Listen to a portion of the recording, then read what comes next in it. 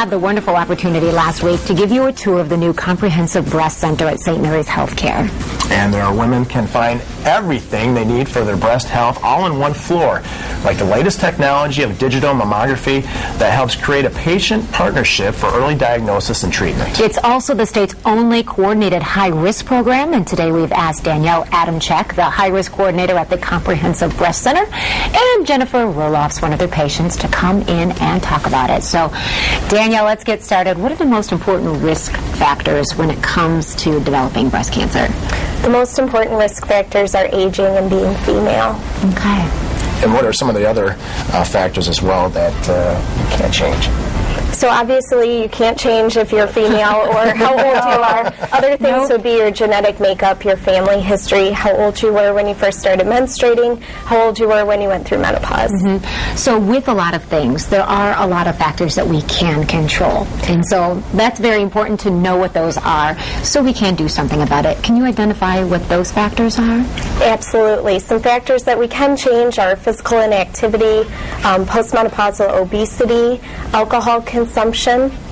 Those are just a few. And does having more than one risk factor mean that you will automatically get breast cancer? It does not. It may increase your chances, but it still does not mean that you'll get the disease. So why is it really important for a woman to know if she's at risk and to really understand, what's going on with her own health?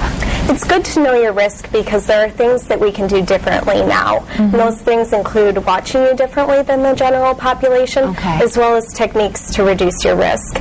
And Jennifer is a great example of that. Yeah. And Jennifer, you're part of the high-risk program. How did you find it and find out about it? Well, I went for a mammogram and something suspicious came up, so they referred me to Dr. Karen's office, which is the high-risk program, and because my mother was just diagnosed with breast cancer, her mother died of it, her sister died of it. So there's a high risk there, obviously. Yeah, so we were very aware that I was high risk, so we were very fortunate to find out that they had a program. And what were the steps taken at that point? You got connected with a doctor into a great program. Sounds like that you were in the right place. Yes. Well, I went there and got I met with Dr. Karen, and then she sent Danielle in with me. And so then Danielle came and she had a computer program, and she put in all kinds of information in there, like my history, genetic makeup that she knew from my mom, and that all came back up as a percentage of high risk. And the fact that I had a suspicious lump, had a biopsy of it, ultimate removal. And so then we took it from there. So how did it make you feel knowing that you were now at high risk, but yet you had them looking out for you? That took a huge load off my mind. This program is wonderful. I feel like they're very proactive, and I get constant care. I get a mammogram, and then 6 months later I get an MRI. And an MRI saved my mother's life because it found cancer that the mammogram did not. Wow. So I just feel like they're at a very great place that they're watching out for me. Yeah, so we know about this state-of-the-art program and that it's doing wonderful things for your family and other families. So how would I know, for example, if I was high risk? That's a great question. Some people believe they're high risk and they actually aren't, and some people don't know they're high risk when they are.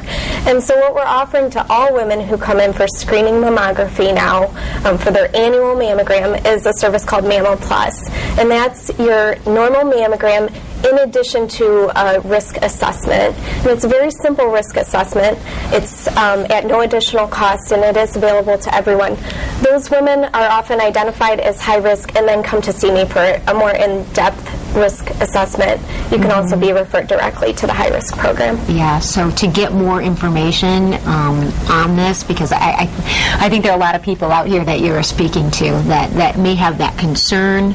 Obviously, if that is a concern, you don't even want to mess around with things. How can people access information right now? They can go to our website, the St. Mary's website for the Breast Center, which is smbreastcenter.org.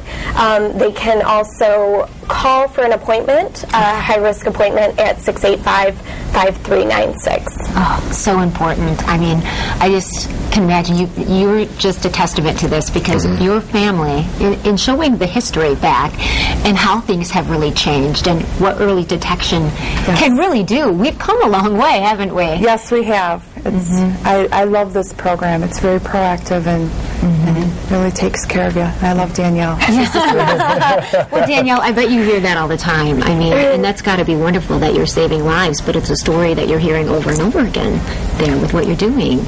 It feels good to be able to help people and watch them in a way that makes them feel comfortable going through their day-to-day lives.